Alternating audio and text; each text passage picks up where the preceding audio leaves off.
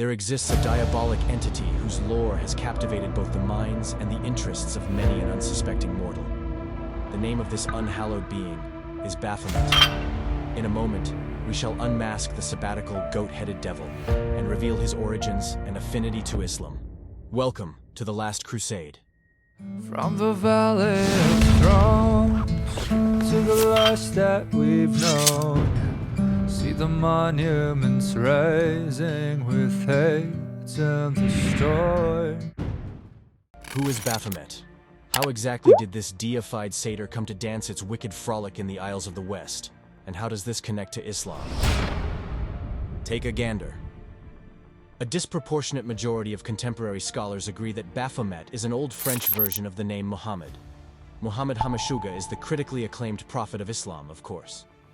Contrary to unsuspecting liberal beliefs, there exists a brooding darkness within Islam, concealed behind the aesthetic of the Hebra and facades of performative demonstrations of piety. Islamic optics is a necessary tool to disarm the intuitive defenses of a fallow mind. As we see Islam taking root in the West, it is incumbent upon us to speak on these things. Baphomet. Baphomet is a deity which the Knights Templar were accused of worshipping that subsequently became incorporated into various occult and Western esoteric traditions. The name Baphomet appeared in trial transcripts for the Inquisition of the Knights Templar, starting in 1307. Baphomet is a symbol of balance in various occult and mystical traditions, the origin of which some occultists have attempted to link with the Gnostics and Templars, although occasionally purported to be a deity or a demon.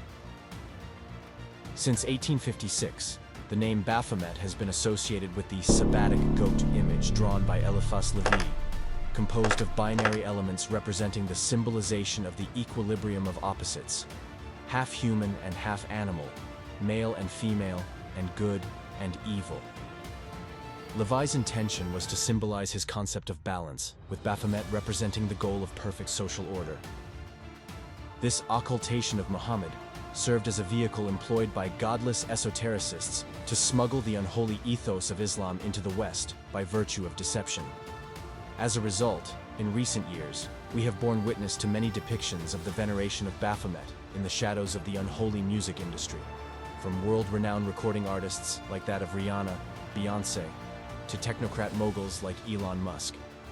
If the etymological, historical, and esoteric origins of Baphomet is Muhammad, then it follows that esotericists in the West have been inadvertently worshipping Muhammad through their affiliation with the occult. Ephesians chapter 2 from verse 2 tells us that Satan is the prince of the power of the air, the spirit who now works in the children of disobedience. The Christian worldview has served as a bulwark against psychological jihad and the pernicious ideology of Islam for millennia. 2 John 1:9 states that anyone who does not abide in the doctrine of Christ does not have God.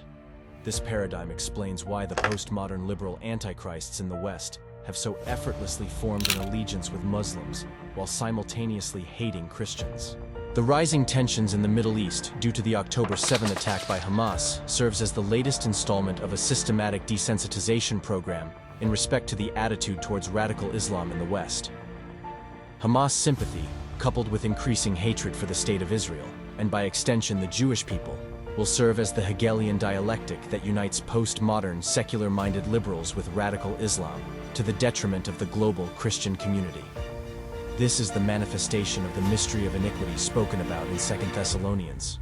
There is a certain sense of inevitability concerning Christian eschatology that may inspire angst, but it ought not to, considering that Jesus has given us his peace. Subscribe to The Last Crusade.